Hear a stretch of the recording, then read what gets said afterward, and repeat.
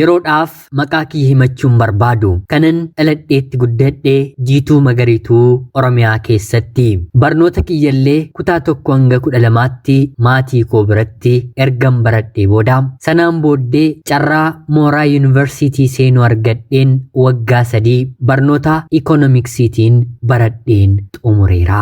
Ijoollummaa kootii kaasee jaalala barnootaaf ani qabu addadha. Baay'ees barnootan jaalladha. Barnoonnis sirriitti naaf gala. Abbaa kiyya kan hin dhabe anaa umurii waggaa 8 yookiin immoo kutaa 2ffaa yeroon baradhudha.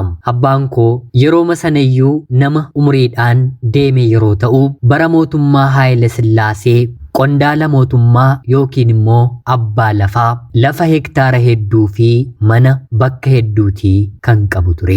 Haadha koodhaan yeroo inni fuudhu garaagarummaan umurii isaa fi umurii ishee gidduu dachaa 3dha. Baay'ee bareedduu waan taateef inni immoo qabeenya waan qabuuf haati koo fedhii maatii isheetiin isatti heerumte. Kana qofaa otoo hin taane abbaan koo haadha koo waliin haadha manaa 8 ijoolleen isaa lakkoofsa kan beekamnu 34 ni taana. Haa ta'uutii garuu yeroo inni boqote qabeenya isaa hirachuutiif mana murtii kan dhaabbate haadholii hedduudha. Haa ta'uutii garuu abbaan koo qabeenya isaa otoon boqotiin dura ijoollee kiyya kan jedheef qofa qoodee mallatteessee lubbuunsaa kan darbedha. Haati manaansaa dhumaa haadha koodha. Magaala kan jiraattus ishee qofadha. Innis kan jiraatu magaala keessa waan na tureef dulluma isaa keessatti anaan na kunuunsee na guddisuusaa sirriitti ni yaadadha. Abbaan abbaa madhamitiire. Ana waliinis haadha koorraa ijoollee 4 dubartii 3 fi dhiira 1 kan godhate yeroo ta'u mana haadha kootti dubartiifis dhiiraafis hangafti anadha. Obboleessi keenyi inni dhiiraa dhumarratti dhalate. Yeroo abbaan keenyi boqotu reefu daa'ima baatii 8 ture. Erga abbaan koo boqotee booddeellee haati koo heerumtee ijoollee dhiiraa dabalataa 2 walii galaan 6 godhateetti. Qabeenyi abbaa keenya keessaas kan haadha koo fi nuyin gahes mana guddaa magaalatti ijaare kireeffamee madda galii argamsiisuu kan danda'u suuqiiwwanii fi mana uffataa garaagaraa mana ta'uu danda'udha. Haati koo bara dhuma boqochuu abbaa keenyaa baay'ee waan isa waliin taateef haadha kiyyaan haadha manoota isaa warra kaan caalaa sirriitti jaallata. Dulloomaa jaarsa ta'ullee haati koo garuu har'allee waa'ee gaarummaasaa namummaasaa baay'ee dinqisiifatti. Sanarratti baratti dukkanaa'e balleessaasaa darbeetiif bara gaabbii galee fooniif dhiiga Kiristoosittillee bara dhiyaate waan na ta'eef erga qabbanaa'ee wanti hundiyyuu irraa galee humni isaas dhumeeti harka haadha kootti nama galedha. Haadha manoota isaa warra kaanirraatii garuu maqaa gaarii abbaan keenya hin qabu. Humna isaatiin wanta hedduu gochaa waan na tureef ni sodaatus ni jibbus ni kabajus. Keessumaa obboloonni koo ijoolleensaa immoo erga du'ee qabeenya isaatiif isa barbaadanii malee dhukkubsateellee bara sana hojii kan qabatanii mana kan godhatanillee dhufanii kan isa gaafataniiran ijoollee isaa keessaa hin jiranii. Kanaafidha qabeenya isaa ijoolleensaa hundii fi haadha manoonni isaa kaan barbaadan magaala kan jiru haadha kiyyaa fi nuyi ijoollee isaatiif mallatteessee kan boqote. Yeroo inni boqotu ammallee haati koo ijoolleedha. Inni boqotee waggaa 4ttidha gaa'ila gara biraa qabattee ijoolleellee deesse. Kanammoo kan gooteef qabeenyuma abbaa manaa ishee irraatii dhaalte kana dhiirri irra hin jiru ijoolleen ishee sagalee hin qabani jedhanii ijoolleen abbaa koo warri kaanii fi haati manoonni isaa warri kaan waan irratti ka'aniif dhiira ofitti qabattee abbaa manaa godhatte malee fedhii dhiira arraatee yeroo sanatti heerumuu feetee hin turre. Haa ta'uutii garuu abbaan manaan haati keenya itti heerumte immoo nuyin ijoollee haadha koollee akka ijoollee isaatti nu ilaaluun kaanillee darbee ijoollee abbaa koo haadha biraarraa dhalatanillee yeroo magaala dhufan mana fiduun akka nyaatan akka dhugan nuyi walii waliin hariiroo nagaa akka isaan godhatan walitti araarsuun abbummaa addaa gidduu keenyatti bahaa nama turedha. Haadha koofis abbaa manaa otoo hin taane mootiidha. Magaala keenya keessatti illee nama baay'ee kabajamudha. Anaa fi obboloota koofillee abbaa buddeenaa otoo hin taane abbaa caalunuu ta'ee bakka qofaa taanitti gaachana nuuf ta'ee nama haga har'aatti simboo addaadhaan haadha koo boonsee jiraachisaa jirudha. Maarree ani gargaarsa isaatiin barnoota koottillee cimeen jaalala addaallee barnootaaf akkan godhadhu ta'een ana qofaa otoo hin taane obboloonni koo anaa gadi jiranillee barnootatti akka cimaniitiif karaasaa kan nuti arganne waan salphaa hin turre. Maarree ani barnoota koo 1, 2, 3 jedheen kutaa 10 yeroon gahu dubartiidha. Sa'aatii kamittiyyuu gaaffiin jaalalaa karaa ijoollee dhiiraa ni dhiyaataa fi kan yeroo kutaa 10 fixeen 11tti darbarraatii kaasee na mudate garuu gaaffii jaalalaa anaan qoostuu isaaf immoo dhugaa dhumarratti immoo anis gatii koo innis gatii isaa jaalala akka argannu nu taasisedha. Kutaa 5 kaasee haga kutaa 10tti ijoolleen dhiiraa gaaffii jaalalaa yeroo naaf dhiyeessan kaayyoon qabaa karoora guddaatu fuuldura koo jiraa jedheen ijoollee dhiiraaf deebisaan ture. Kutaa 10 akkuma gaheen garuu anumaanuu jaalatamuun na barbaachisee jennaan ijoollee dhiiraa tokkoof qofa akka isaan na jaallatan mirkaneeffachuuf deebii lakki jedhuun ofirraatii deddeebisuun eegalee. Kana keessatti dhuguma kan na jaallate irra deddeebiin na gaafata jedhee wanta yaadeef sana keessatti qabachuuf argachuuf jechuudha. Keessumaa immoo yeroo sanarraatii kaasee gosti dhiiraa ani jaalladhu bifa kan qabu hojjaansaa dheeraa kan ta'e dhiirri diimaa baay'ee kan natti toluu fi qalbii koo keessa yeroo hunda naanna'udha.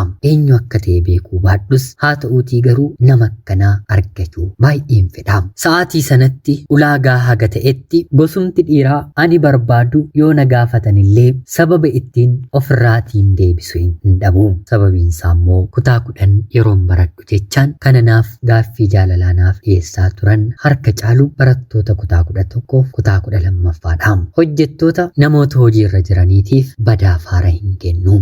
Sababiin isaa immoo haati koo jalqaba nama umuriidhaan baay'ee ishee caalutti waan heerumteef jechoota ittiin hiriyoonni ishee tuqan wantan dhagahaa guddadheef suni jireenya koo irratti deebisee ni ta'a jedheen wantan sodaadhuuf yoo xiqqaate yookiin immoo yoo guddate waggaa 3 yookiin immoo 4 ol nama na jaallatu yookiin immoo jaalala waliin hin uumu ofirraatii fageessuu hin barbaadu. Kutaa 11tti yeroon darbu baay'ee kan na rakkisuu jalqabe eenyuuti gaariidha. Mucaa abbaansaa mana keenya kireeffatee uffata hodhu abbaansaa waggaa dheeraa hojjechaa ture ilma isaatti dabarsee kan boqote ilmi isaa abbaa isaarraa ogummaa sanas mana hojii sanas dhaalee achuma manni hojiisaaf manni keenyi wal bira waan na ta'eef natti gororuu jalqabe. Bifaanii gurraacha xiriiraa hojjaadhaan immoo hammasii gadi kan ga'udha. Otuu halluu dibanii bifa isaa jijjiiranii naaf fidanii gosa dhiiraa ani jaalladhu ture. Haa ta'uutii garuu bifa isaa gurraacha kana baay'ee tokko hin jibbaa. Warreen bifaan gurraacha taatan dhiifama naaf godhaa. Anis dhumarratti kana gochuu koof gatii argadheera. Harka isaatiin wanta nyaatamu yeroo natti kennullee ol na jechuu jedha. Baay'een isa xireeffadha. Yeroon isa bira ga'u foolii hin jirrettu funyaan kootti guutee nama otoo hin taane harree natti jedha. Baay'een isa xireeffadha. Inni immoo anaan dubbisuuf anaan nagaa gaafachuuf yeroo mana barnootaatii mana keenya galu sababa godhee dhufee haadha kiyyaatiin dubbisa. Abbaa koo nagaa gaafata. Waa'ee manaa ittaasa'a. Gatii kiraa kanfala. Karaa fedheyyuu haa ta'u guyyaan ani mana jiru otoo inni mana dhufee maatii koo hin dubbisiin hin oolu. Haati koos abbaan koos baay'ee isa jaallatu. Isaan hin beekani anaan barbaacha akka inni mana dhufu. Obboloonni koo warri kaanillee baay'ee isa jaallatu. Yaadaa fi ilaalcha gaarii qabuuf. Abbaa kootti aanee qe'ee sana kan eegu isadha jechuun ni danda'ama. Hodhaa uffataa immoo diizaayinii ammayyaa garaagaraa kan inni hin beekne hin jiru. Inni anatti gorora malee dubartiin isatti gorortu immoo lakkoofsa hin qabu. Anaan garuu homaa tokko natti hin fakkaatu. Sababa kiyyatti obboloota koof yuunifoormii bilisaan hodha. Haati kiyya yookiin abbaan koo waa isa biratti sirreessifachuu yoo deeman bilisaan hojjetaaf haati koo yookiin abbaan koo maallaqa lakkatanii yoo liqeeffatan deebisee harkaan fuudha. Isa moo jechuun nama birattis waaqa birattis maatiin koo galateeffatu. Bakka rakkina yookiin immoo hir'ina maatii kootti akka firaattis ta'e akka ormaatti namni fiigee dhufee bira dhaabbatu maatii kootiif isadha. Jaalallee otoo hin qabatiin kanneen ani barbaadu garaa filannoo kootoo naaf hin guutiin kutaa 11 xumureen 12tti darbe. 12 eegeen jaalallee otoo hin qabatiin qabxiin maatirikii koo dhufee Mooraa Yuunivarsiitiin seene. Yeroo kanatti ammallee anarraatii abdii kutuu didee jalqaba kutaa 11ffaatti kan na jalqabe Mooraa Yuunivarsiitii seeneellee dargaggeessi kuni ana biraatii hafuu dide. Otuu maatiin koo moobaayila naaf hin bitiin isatu naaf bite. Baatiidhaan maallaqa yoo xiqqaate qarshii 500 naaf erga. 1,000s eebba jalammoo haga qarshii 4,000tti naaf ergeera. Yeroo hunda bilbila koo irratti bilbila akka na jaallatu jireenya gaarii jireenya bareedaa na waliin jiraachuu akka fedhu oolee bulee guyyaa guyyaatiin natti himuu fedha. Ani garuu bilbila isaa yoo tarii mukaa'een hiriyoonni koo na biraa deemanii rafuufin jedha ta'e miirri gadduu xiqqoo natti dhagahame qofa torbeetti takkaa yookiin immoo si'a lama nan kaasaaf. Kanaan ala bilbila isaa gonkumaayyuu hin kaasu. Bilookkin isa godha. Ergaa gabaabaatiin jaalala isaa weelluu garaagaraa naaf feeruun barreeffamaan naaf qooda. Sirba Taaddalaa Gammachuu takkittii kiyyaa jedhu guutuu isaa sammuu isaatti fixee maqaa kanaan na waama. Gaafa waa ta'e naaf barreessus weelluu kana keessaa bakka tokko qoodeeti keessa koo jaalalaan injifachuu barbaada. Ani garuu homaa waan tokko natti hin dhagahamu. Isarra darbeen yuunivarsiitii yeroon jiru jaalala kan jedhame dhiira furdaa hanga qal'aatti dheeraa haga gabaabaatti baatii baatiidhaan torbeedhaan jijjiiraa waliin muuxadheera. Wanti mooraa yuunivarsiitii keessatti na hafeeru tokkollee hin jiru. Dubartii ishee akka koo arganiif ijoolleen dhiiraa baay'een dubartiin yuunivarsiitii seentee baate gaa'ilaaf hin taatu kan isaan jedhan. Biyyatti kaayyoon qaba jedheen kabaja kiyya qabadheen yuunivarsiitii seenee. Yuunivarsiitii seeneen immoo wanta dubartiin taatu kamiyyuu ta'uun dirqama natti fakkaatee akka mooraa sana bareetti culullee bakka foon jirtu maratti balaliituun ta'e. Anaan kan na dhibu gosa dhiiraa jijjiiruu miti. Gosa hoteela dhiirri suni geessee na bulchudha. Anatu filata. Kanfaltii hoteela sanaa kan danda'u yoo ta'e ani dhiiraaf yeroo kamiyyuu tole nan jedha. Yeroon ani gosoota dhiiraa ani barbaaduun argadheen jaalalaaf miila dhiiraa duuba kaadhes nan qaba. Haa ta'uutii garuu ilma dhiiraa hedduu jechuun dubartiif jaalala too hin taane miira jaalalaa qaba. Miira jaalalaa jechuun jaalala miti. Akka dhiirri daandiirra yeroo deemu fincaan yeroo isa gunnu daandiirraatii goree bakka namni hin arginetti yookiin immoo otuma namni argu fincaa'ee darbu miirri jaalalaas akkanumadha. Dhiirri bakka miira isaa qabachuu dadhabetti dubartiitti fincaa'ee miira isaa qabbaneeffatee jireenya isaatti deebi'a. Foolii kan qabu namni kan jibbu bakka itti fincaa'ame sanadha. Mana ciisichaa yookiin immoo hoteela si fudhatee galuuf sodaan qabu. Sababiin isaa immoo miirri isaa sodaa sana ni caala. Kana keessan darbe dhiira hedduutu natti fincaa'e. Kanarra immoo waa'ee koo kan hin beekne dargaggeessi kuni ammallee na jaallata. Ijoolleen biyya koo isheen akkas taateet isheen akkasidha otoo isaatiin jedhanii lakki isheen kanan gootu jedhee naaf falmaa waggaa 3 hangam baradhee eebbifamutti na jaallachaa ture. Guyyaa eebba koo maatii koo waliin dhufee na eebbisiise. Gammachuu kee dachaan siif godha qubeelaa siifinidha jedhee na haasofsiisee jennaan maatii koo duratti qaanofta jedheen isa dhaabsise. Kanaan eebbifamee baheen hojii nan dorgoma otoon qabxii qabu bakka hedduutti argachuun natti ulfaate. Baankii tokko argadheen qorumsallee darbeen intarviiyus darbeen qarshii 60,000 gaafatame. Qarshii kana akkan gaafatame maatii koo yeroo gaafadhu maatiin koo lafatti isaan maallaqa kana fidanii dhaban. Battaluma kanas otuu buna mana keessaa dhugaa jiranii galgala dargaggeessi na jaallatu kuni akkan qarshii 60,000 gaafatame ni dhagaha. Maatii kootiinis maal rakkoo qabaree isheenumti argattu malee kanatu guddatee jechuun bulee naaf bilbilee maal ta'a maatii kee dhiphisuurra anattaa softeetta ta'e jechuun maallaqa sanaaf erge. Yeroo jalqabaaf gochaan naaf godhe keessaa kana qofan galateeffadhe. Sababiin isaa immoo yeroo sanatti hojii argachuun narra ture. Hojii argadheen qacarameen gammadeen mindaa baatii jalqabaatiin illee maatii koo gammachiiseen maatiin koo maallaqa liqii kana eessaa deebisnaafi jedhanii yeroo dhiphatanitti dargaggeessi kun homaa rakkoon qabu mana keessan hin jiraadha miti anaaf deebisuu hin dhiphatinaa rakkinni keessan rakkina keenya jechuun isaan tasgabbeesse. Ani garuu haga kanaa tarkaanfatee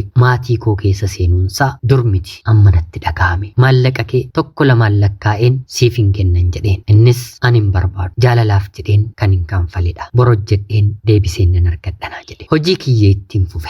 Bakki nani hojii argadhee fi magaalli biyya jireenya keenyaa naannoo kiiloomeetira 200 walirraatii fagaata. Bakka sanarraatii dhufee isa dhumaaf sin gaafadha. Natti heerumi yookiin kanaan booddee maqaa koo hin dhahinnaan jedhee bakka hin jirutti dhufee imimmaan otoo hin taane dhiiga dhangalaasaa na gaafate. Na kadhate. Dhumarratti jechama baratame otoo anaafsi dachee kanarratti hafneellee ani siif haadha manaan ta'u. Ati bar sanyiin kee garba. Warra gurraacha dafqitanii akka horii kan foolii godhattanii saamunaan xurii keessan isinirraatii baasuu kan hin dandeenye. Natti mirganaan jettee wantan si jibbuuf kanaaf bara kamiyyuu otoo na kadhattee yaada kiyya kanarraatii duubatti na deebisuu hin dandeessu. Narraa deemi. Sekendii kanattillee ati na waliin dhaabbachuun kee anaaf qaanii guddaadha jedheenii ofirraatii deebise. Innis dhumarratti imimmaan isa hudhaa hirqinfachaa waaqti jaalalaa yoo jiraate sittaa murteessu. Ani garuu guddachuu kee milkaa'uu kee malee hin barbaadun ture. Erga waggaa hamma kana dafqa koos sitti dhangalaasee umrii koos irratti gubee har'a bor na jaallatta jedhee si eeggadhee abdii na kutachiiste rabbi immoo gatii kee siif haa kanfalu jedhee narraa galagalee konkolaataa yaabbatee gara biyyaa deeme. Sekendii sanarraatii kaasee natti bilbilus naaf barreessus dhaabe. Guyyaa 3-4 booddee maallaqa kee liqeeffadheen siif kanfala jedheen barreesseef. Yeroo kanatti inni hiyyeessa daandiirra jiruutiif qoodi yoo rabbi cubbuu kee siif dhiisa ta'e jedhee jechuun naaf barreesse. Ergaan naaf isa gidduu jiru kun isa dhumaadha. Sanaan booddee narraa dhaabe. Baatii tokko booddee gara maatii kooti jaarsi ni ergama. Kan ergatu immoo isadha. Maatiin kiyyas tole akka jedhanii fi nan dhagaha akka kootti anaaf natti fakkaate fedhii kiyya malee waa'ee koo maaltu isin galche jedheen maatii kootti bilbileen isaanitti ka'uuf yookiin immoo ori'uuf yeroo jedhu baga gammadde obboleettiin kee heerumuuf naan jedhan. Anis eenyu jennaan sadaffaarratti kan dhalattu anaaf ishee gidduu obboleettiin tokko kan jirtu kutaa 10 kan bara dargaggeessaa waggaa 5 jaallate kanatti heerumuuf naan. Anis kallacha bilbilee fi obboleettii kootiif inni barii sanyiinsaa akkana anaan iyyuu waggaa meeqa natti gororaa ba'ee dhuguma satteerumuu fi maaltummoo si ariifachiise barnoota keen barattu jedheen yeroo ishee ittiin dheekamu umriin na dogongorsee baatii dura akkuma inni finfinneedhaa dhufe isa waliin ciise. Ani dhiira kabaja koo fudhate eenyuyyuu haa ta'u heerumuun barbaada jireenya koon balleessu jettee naaf deebiste. Obboleettii koo kadhadheen dadhabe. Edaa isheen dursiteeyyuu isa jaallachaa turte. Muriitiin sin madaalu riyaa kee miti anaaf iyyuun ta'u haadha kootiin dur sababa abbaa kootti akkana jechaa turan yeroon jedhuun homaa isa dur wantan dubbadhu hundatti obboleettiin koo na dhageessu kanarratti na dhaga'uu didde. Maatiin koos gammachuu akka qaban natti mani. Oolmaa mucaa kanaa maaliin kanfalla jennee abjoochaa turre intalli keenya nuuf kanfalte jechuun anatti isa galateeffatanii. Anis mi'aa ta'uun jedhe. Cidha ajaa'ibaa biyya inaafsisuun obboleettii koo fuudhe. Ani garuu dhiifama naaf godhaa malee cidha obboleettii koo irratti hin argamne. Inni fuudhe mitiire walii isaan beeku inaaffaan naqa. Obboleettii kootiin nan oode. Waggaa tokko guutuu waliin haasoo nan dhaabe. Wanta hundasaa anaaf isa gidduu jiru inni isheetti meera. Isheenis fudhatteetti. Eegoon duruu abshaaladha mitiire. Karaa maatii koo tole haa ta'u baga heerumte. Barnoota keemmoo addaan hin kutiin jedheen yeroon isheetti ergu yoo abbaan manaan koo naaf eeyyame nan baradha yoo naaf eeyyamuu baate immoo mana isaa keessatti kan natti irrateeru hin jiru jettee naaf deebiste. Anis haa ta'u jedheen afaan koon qaban. Amma gaa eebbifameeras mitiire. Hojiidhaanis waggaa 2 lafa taa'een immoo naannoo baatii 8 umriin koo gara waggaa 27 siqeera. Ani umriin koo waggaa 19 waggaa 18 yeroo ture malee waggaa 27 galuusaa karaa kam lakkoofsi inni kaan gidduu eessaan baanii eessaan akkachi gaannaaf hin galu. Utaalaa kurophisaa hoteela lakkaa'aa waan hin tureef dhumarratti hojjetaamaa istaafii tokko waliin hariiroo torbanootaa eegallee of eeggannoo dhabuudhaan daa'imni gadameessa kootti akka inni hafe guyyaama sana ofirratti hin shakku. Sababiinsaa immoo guyyaa ani ittiin ulfaa'uu danda'udha. Isa waliin hin ciise. Karaa saayinsiitiin dubartoonni ni beektu mitiire. Anis mucaa kanaan qorichan fudhadhu taanaan wanti har'a waliin ciisne kun gara daa'imaatti jijjiiramuu ni danda'an jedheen. Yeroo kanatti inni rabbitu godhaare daa'ima eenyutu jibba silaa anis atis tasgabboofne jireenya jiraachuu jalqabna utaaluu keenya ni dhaabna naan jedhe. Anis dhugaa jettaayii yoon ulfaa'e dhuguma abbaa manaa koo taataayii yeroon jedhu innis jaalalatoon taane miira jaalalaa yeroof dubartiitti goranii miira isaanii qabbaneeffatanii biraa deebi'aniin wanta na bira jiru ni kakate. Cidha ajaa'ibaatiin lafan qabu gurgureen si fuudha naan jedhe. Anis gammadeen guyyaa sanarraatii kaasee mana isaa keessa jiraachuun jalqabe. Rabbi si hambisne anis ofirratti dammaqxuudha. Torbee lamaa booddee marsaan laguun kun dhaabbate. Haga baatiitti eegeen homtuu akkan ulfaa'een mirkaneeffadhe. Baatii tokkoof torbee lama booddee meeshaa sakattaatissuu uffifaa deemee fidadheen of ilaale. Sirriitti uumameera. Baatii lammaffaatti jaalallee koo kana waliin mana yaalaan deeme. Daa'imni uumameera. Anis gammadeen innis gammadee walirraatii adda baane. Gaaffii narraa eegamu maatii kiyyatti jaarsa ergikaa jedheen gaafadheen. Innis tole xiqqoo achi siqna. Kunoo ammayyuu waliin jiraachaa jirra miti naan jedhe. Anis obseen baatii arfaffaarratti nan gaafadhe. Seera qabeessaan jaarsa erga. Maatiin kiyyas